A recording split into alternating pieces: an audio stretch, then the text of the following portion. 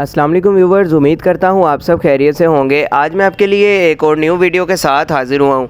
Video की तरफ जाने से पहले मैं आपसे गुजारिश करूँगा कि जो मेरे चैनल पे न्यू हैं काइंडली मेरे चैनल को कर दें सब्सक्राइब और बेल आइकन को कर दें ऑल पे, ताकि आने वाली तमाम इन्फॉर्मेटिव वीडियोज़ आपको मिल जाएँ।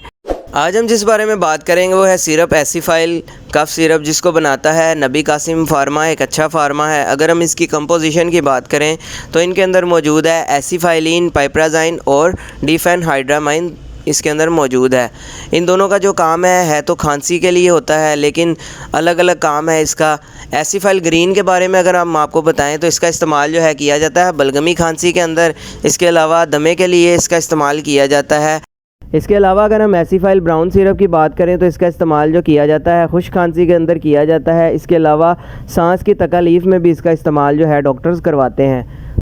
अगर हम इसके इस्तेमाल की बात करें तो इसका इस्तेमाल बच्चों और बड़ों दोनों में करवाया जाता है। बच्चों में जो है इसकी मिकदार आधा चाय वाला चम्मच दिन में 3 मरतबा दी जाती है। इसके अलावा जो एडल्ट्स हैं उनमें इसका इस्तेमाल जो है खाने वाला चम्मच दिन में 3 मरतबा दिया जाता है।